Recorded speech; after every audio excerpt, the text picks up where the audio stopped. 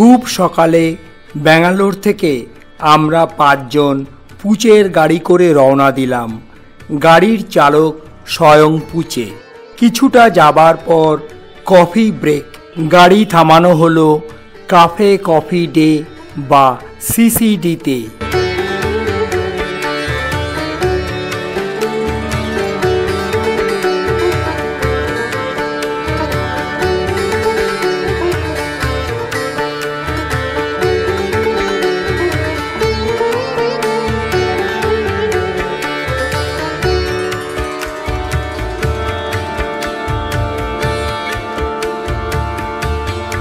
Coffee enjoy করছে বাবা এখন।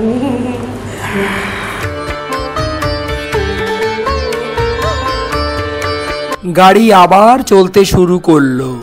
আমাদের গন্তব্যস্থল হলো ব্যাঙ্গালোর থেকে প্রায় 350 কিলোমিটার দূরে হাম্পি।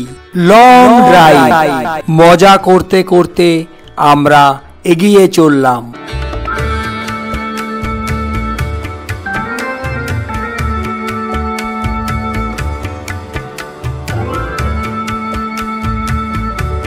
এবার গাড়ি থামলো গুরজেন্ট পাঞ্জাবি ধাবাতে। Lunch break.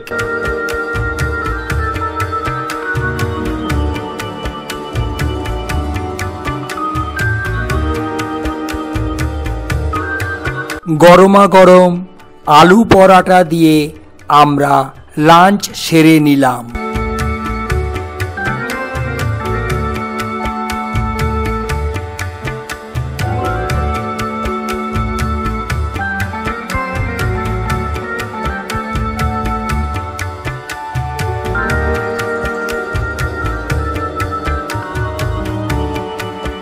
রাস্তার দুপাশে রয়েছে সারি সারি উইন্ড মিল। তৈরি হচ্ছে অপ্রচলিত বিদ্যুৎ।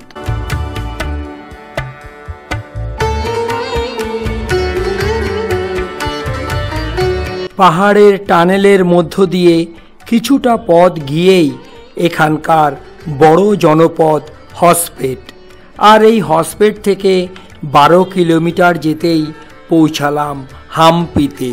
হাম্পিতে আমরা থাকব নিউ হাম্পির একটা guest house dream হাম্পিতে।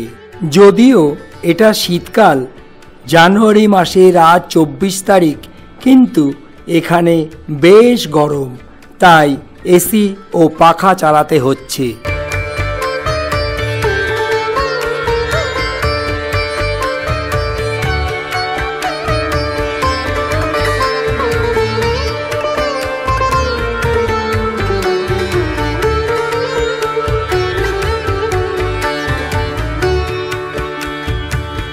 Guest house থেকে বের হয়ে আমরা বিকেলে এলাম তুঙ্গভদ্রা ড্যামে। আমাদের গাড়ি নিচে পার্ক করে ড্যামের নিজস্ব বাসে করে 3.5 কিলোমিটার পাহাড়ি পথ বেয়ে উপরে উঠে এলাম তুঙ্গভদ্রা ড্যামেতে। প্রথমে এলাম ড্যামের পাশে অবস্থিত সুদৃশ্য বৈকুণ্ঠ গেস্ট হাউসের সামনে।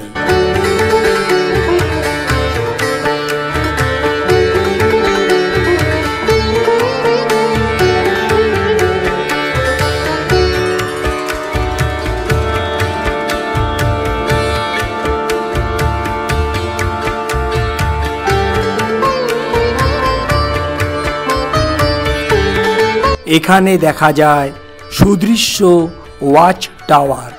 এখানে আছে 127 মেগাওয়াটের হাইডাল পাওয়ার প্ল্যান্ট। তুঙ্গভদ্রা নদী বা অতীতের পম্পা সাগরের উপর এই ড্যামটি তৈরি হয়েছিল 1953 সালে। 2 কিলোমিটার লম্বা, 50.4 মিটার উঁচু বাঁধ দিয়ে তৈরি করা হয়েছে এক বিশাল জলাধার, যার পরিমাপ 387 স্কয়ার কিলোমিটার। আর এই জল দিয়েই 2 মিলিয়ন একর জমিতে চাষের কাজ হচ্ছে। ধীরে ধীরে সন্ধ্যা নেমে এলো। সূর্যাস্তের মনোরম দৃশ্য ক্যামেরা বন্দি করে এক হোটেলে ঢুকলাম ডিনারের উদ্দেশ্যে। পরদিন অর্থাৎ 19শে জানুয়ারি 2025 সকালবেলাতেই এসে উপস্থিত হলাম হাম্পির অন্যতম জনপ্রিয় ঐতিহাসিক স্থান বিরূপাক্ষ মন্দিরে। এই বিরূপাক্ষ মন্দিরটি হল সপ্তম শতাব্দীর ভগবান শিবের মন্দির। এটি ইউনেস্কো ওয়ার্ল্ড হেরিটেজ সাইটের অন্তর্ভুক্ত।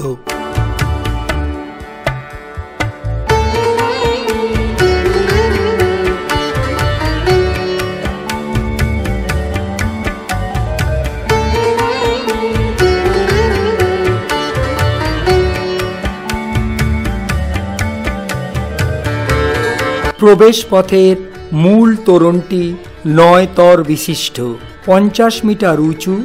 এর উপরিভাগ হল ইটের তৈরি আর নিচে পাথরের ভিত্তি।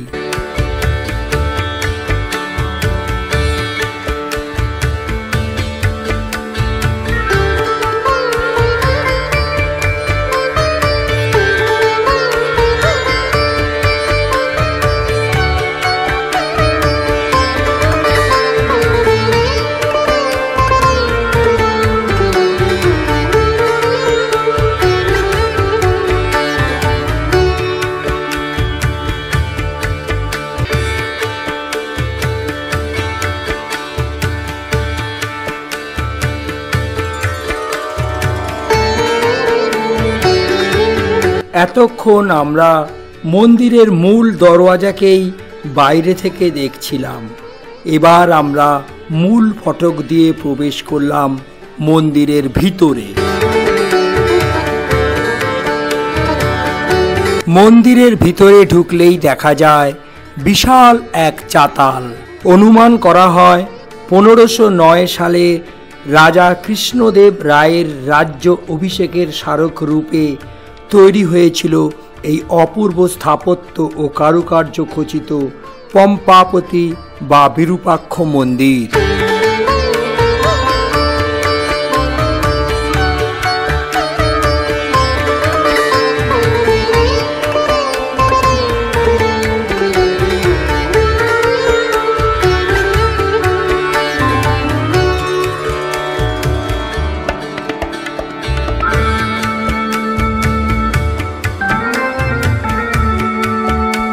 এবার এলাম কল্যাণ মণ্ডপে।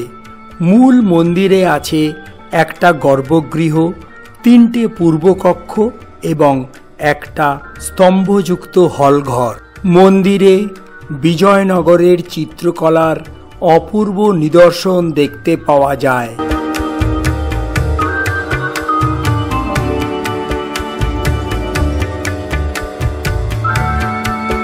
সিলিংয়ে শিব, বিদ্যারণ্য ঋষির শোভাযাত্রা, 10 অবতাররূপী বিষ্ণু এবং মহাভারতের বিভিন্ন আখ্যান দেখতে পাওয়া যায়, যেগুলি তৈরি হয়েছিল 1400 থেকে 1600 শতাব্দীর মধ্যে। গর্ভ মন্দিরে আছে একখণ্ড পাথর দিয়ে তৈরি বিরূপাক্ষ শিব, আর আছেন দেবী পম্পা বা পার্বতী ও দেবী ভুবনেশ্বরী।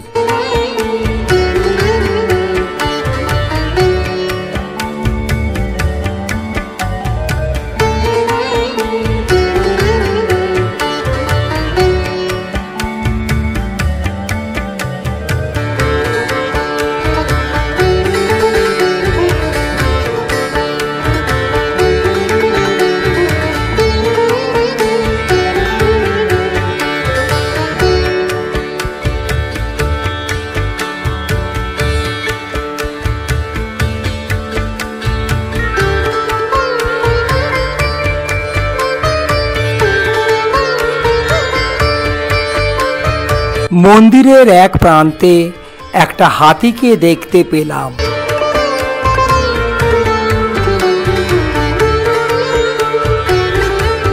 একটা মজার ব্যাপার লক্ষ্য করলাম, হাতিকে টাকা দিলেই হাতি সুর উঁচিয়ে আশীর্বাদ করছে।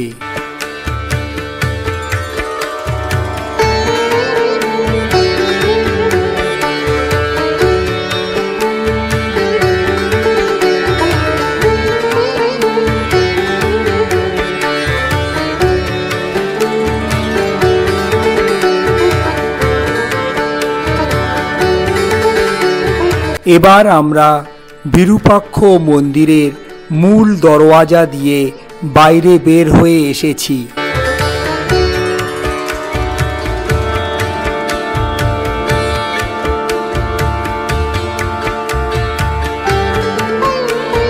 একটুখানি হেঁটেই আমরা পৌঁছে গেলাম কাদালে কালু গণেশ মন্দিরে।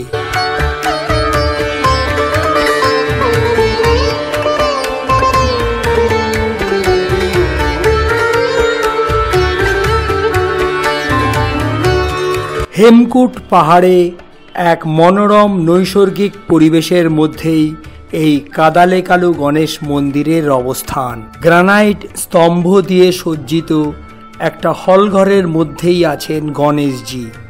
একটা মাত্র পাথর দিয়ে 15 ফুট উঁচু কাদালে কালু গণেশ মূর্তির পেটটা অনেকটা ছোলার মতো দেখতে। স্থানীয় ভাষায় কাদালে কালু মানে হচ্ছে ছোলা। এবার নরসিংহ মন্দিরে একটা বিশাল 7 মাথাওয়ালা সাপের কুণ্ডলীর উপর বসে আছেন 10 অবতারের চতুর্থ অবতার ভগবান বিষ্ণু। পাশেই আছে পাদদেশ জলাকীর্ণ বাদাভিলিঙ্গ শিব, যার অর্থ দরিদ্র মহিলার শিব মন্দির।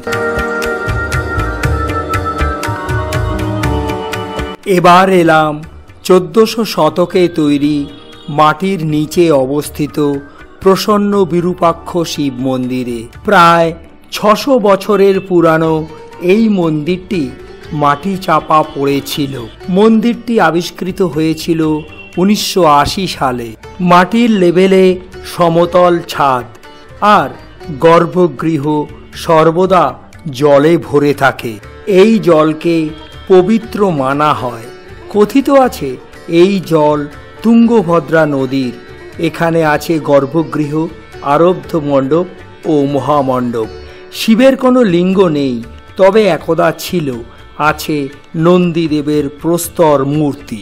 হাম্পির প্রথম পর্ব আজ এখানেই শেষ করলাম। আবার দেখা হবে হাম্পির শেষ পর্বের ভিডিওতে। নমস্কার।